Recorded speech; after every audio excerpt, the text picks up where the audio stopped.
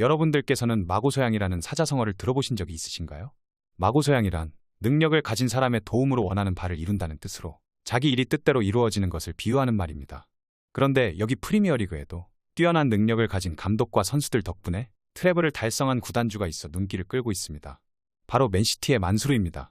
맨시티의 만수르 빈 자이드 알라얀 구단주는 15년 만에 유럽 정복에 성공했습니다.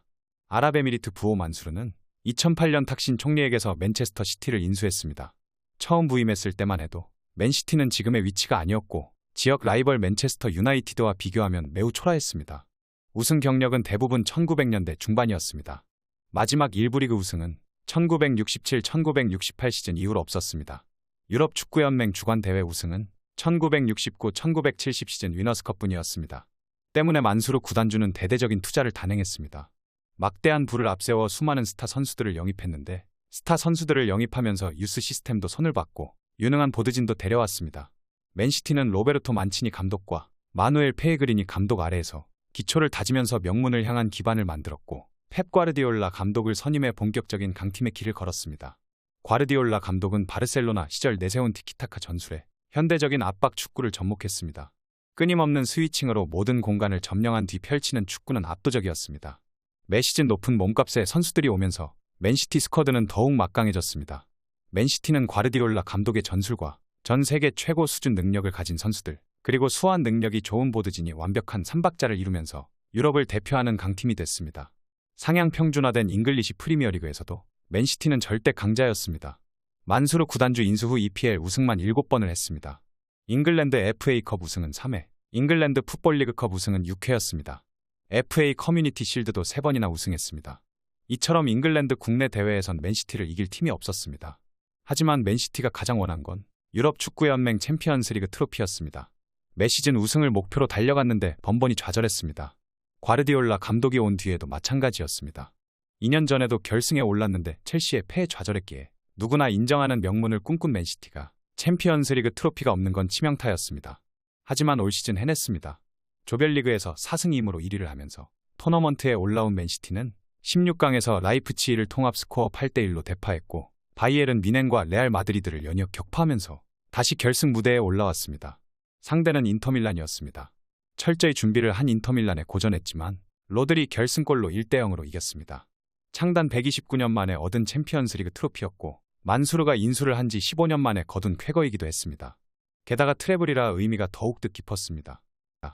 잉글랜드 팀으로서는 1998-1999 시즌 맨유 이후 처음입니다. 역사상 첫 챔피언스리그 트로피를 들어올리면서 트래블까지 달성한 맨시티는 그야말로 축제 분위기입니다. 오랜만에 맨시티 경기를 보기 위해 챔피언스리그 결승전을 찾은 만수르 구단주는 우승 직후 SNS를 통해 챔피언스리그 우승을 하는 이례적인 시즌을 보낸 맨시티 팬들에게 축하를 전하고 과르디올라 감독이 이끄는 팀과 기술 및 행정 스태프와 선수들, 그리고 충성도 높은 팬들이 이 같은 성과를 달성했다면서 축전을 보냈습니다. 맨시티의 유럽 축구 정복기는 결국 성공했고 정점을 찍었습니다. 이날 맨시티는 3-2-4-1전형을 들고 나왔습니다. 엘링 홀란드가 최전방에선 맨시티는 전체적인 경기를 주도했고 높은 볼점유율을 바탕으로 인테르를 몰아붙였습니다. 인테르는 맨시티의 공세를 막은 뒤 역습 한 방을 노렸지만 공격이 무뎠습니다. 36분에는 맨시티의 대형 악재가 터졌습니다. 대체 불가한 에이스인 데브라위너가 통증을 호소하며 벤치에 교체 신호를 보냈습니다. 당황한 펩 과르디올라 감독은 필 포든을 투입했습니다. 데브라위너는 2020-2021 시즌 첼시와 챔피언스리그 결승에서 경기 도중 부상으로 교체로 물러난 바가 있기에 2년 전에 악몽이 재현되는 순간이었습니다. 이후 두 팀은 특별한 기회 없이 전반전을 0대0으로 마쳤습니다. 후반전에는 치열한 공방전이 이어졌는데 맨시티가 공세를 이어갔고 23분에 결실을 맺었습니다. 박스 안에서 볼을 이어받은 실바가 중앙으로 패스를 시도했고 바스토니가 걷어내는데 성공했지만 볼은 박스 중앙 부근에 있던 로드리에게 향했습니다. 로드리는 강력한 오른발 슈팅으로 연결했고 볼은 골망을 출렁였습니다. 맨시티 입장에서 중요한 선제골이었습니다. 인테르는 곧바로 반격을 시도했지만 이후 더 이상의 득점은 나오지 않았고 결국 맨시티가 우승을 차지했습니다. 이렇게 맨시티가 트래블을 달성한 가운데 괴물 공격수 엘링 홀란드는 이적 첫 시즌부터 자신의 시대가 다가왔음을 알렸습니다. 프리미어리그와 유럽 챔피언스리그 득점 2관왕에 올라 소속팀 맨시티 트래블의 핵심 역할을 해낸 것입니다. 팀 공격수 홀란드의 역할이 컸습니다. 홀란드는 이번 대회 11경기에 출전해 12골을 몰아쳐 대회 득점왕을 차지했습니다. 특히 8강에서 만난 미넨과 두 경기에서 모두 골을 터뜨려 팀 우승을 위한 발판을 마련했습니다. 지난 3월 15일에 열린 라이프치히와 16강전에서는 한 경기에 5골을 쓸어담는 진기록까지 세웠습니다. 유럽 축구 통계 매체 후스코어드닷컴 기준 홀란드는 챔스 대회 평점 7.7을 받았고 이 평점을 토대로 대회 베스트 11에도 이름을 올렸습니다. 홀란은 이날 결승전에서 골을 기록하지는 못했습니다. 경기 내내 이어지는 상대 수비의 견제와 강한 압박에 시달렸기 때문입니다. 슈팅 숫자도 한개에 그쳤습니다. 대신 3차례 공중볼 경합에서 승리하고 드리블 돌파 이외에 성공하는 등 전방에서부터 꾸준히를 해내며 팀 동료들에게 찬스를 제공했습니다. 맨시티의 승리를 알리는 종료 휘슬이 울리자 홀란드는 펄쩍 뛰어오르며 기쁨을 표현했습니다.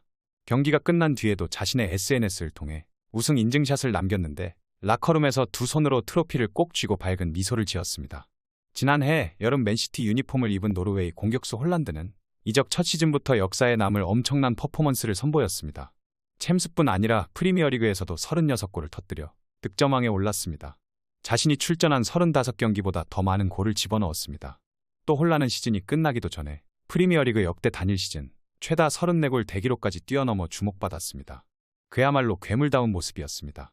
챔스 우승 직후 득점왕을 거머쥔 홀란드를 향해 찬사는 쏟아졌습니다. 현지 복수의 축구 전문 매체들은 홀란이 우승 트로피와 수많은 골들을 수집하는 모습을 업로드하며 트래블 위너라고 칭찬했습니다. 맨시티 구단도 SNS를 통해 홀란드는 챔스 최다 득점자라고 치켜세웠습니다.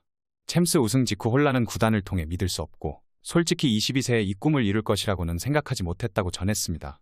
하지만 노르웨이의 작은 마을에서 온나도 해낼 수 있다는 것을 보여줬고 나와 같은 상황에 있는 다른 친구들에게 자극이 될 수 있다고 생각한다고 소감을 밝혔습니다. 이렇게 맨시티가 트래블을 성공한 가운데 과르디올라 감독이 과거 손흥민 선수에게 한 발언도 재조명되고 있습니다. 맨시티는 트래블이라는 업적을 세웠지만 손흥민이 이끄는 토트넘에게는 유난히 약한 모습을 보였습니다. 과르디올라 감독은 영국 스카이 스포츠와 가진 인터뷰에서 만약 맨시티가 트래블을 달성하게 된다면 그 다음은 목표는 무엇이냐는 질문을 받았습니다.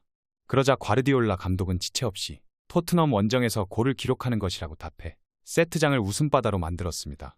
좀 더 거창한 목표를 말하리라 예상했지만 엉뚱한 대답이 돌아온 것이었습니다.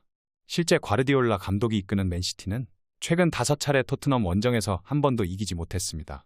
토트넘 원정에서 마지막으로 이긴 것이 2018년 10월이니 토트넘 호스퍼 스타디움 개장 이후 승리가 없는 맨시티입니다. 맨시티는 최근 5번의 토트넘 원정길에서 승점은커녕 단 한 골도 뽑아내지 못했습니다. 더군다나 과르디올라 감독에게 손흥민은 눈엣가시 같은 존재입니다. 맨시티만 만나면 손흥민의 득점포가 항상 불을 뿜었기 때문입니다. 바로 전 경기를 제외하고 앞선 4경기 중 손흥민이 자신의 팀을 상대로 펄펄 난 반면 정작 맨시티는 토트넘을 상대로 단 한 골도 뽑지 못했습니다. 트래블이라는 큰 목표를 달성한 과르디올라 감독에게도 손흥민은 넘지 못한 상과도 같은 존재입니다. 이를 잘 알고 있는 맨시티의 과르디올라 감독은 실제로 손흥민의 영입을 추진한 바 있습니다. 영국 매체 데일리 메일은 과거 득점왕을 차지한 손흥민은 월드클래스이지만 자존심을 부리지 않는 보기 드문 유형이고 토트넘이 손흥민을 향한 타팀의 관심을 막은 건 그의 겸손한 천성 때문이며 구단은 이를 당연하게 여겨선 안 된다고 말했습니다. 매체는 만약 안토니오 콘테 감독이 소방수로 부임하지 않았다면 손흥민 거취에 대한 궁금증이 생겼을 것이라며 이적 가능성이 있었을 수 있다고 전했습니다. 2015년 토트넘에 입단한 손흥민은 잉글랜드 무대 적응에 애를 먹으며 리그 4골에 그쳤고 독일 복귀를 고민했습니다. 하지만 남아서 도전을 이어가기로 했고 현재에 이르렀습니다. 그러나 또 다른 이적이 추진됐었던 사실이 알려졌습니다. 매체는 지난 2017년과 2018년 사이 토트넘은 맨체스터 시티에 손흥민을 뺏길 수 있다는 심각한 우려를 마주했다고 전했습니다. 손흥민은 2017-2018 시즌 리그 12골을 포함해 공식 대회 18골 11도움을 기록했고 그 다음 시즌에도 리그 12골을 비롯해 총 20골 10도움을 쓸어 담았습니다. 맨시티의 펩 과르디올라 감독은 손흥민을 꾸준히 지켜보며 많은 관심을 보였습니다. 매체는 손흥민이 토트넘 합류 후 세 시즌 연속 팀의 챔피언스리그 진출에 큰 공을 세웠고 이를 본 과르디올라 감독은 만족스러워했다며 영입 추진 배경을 밝혔습니다. 하지만 토트넘의 다니엘 레비 회장은 맨시티의 관심을 차단했습니다.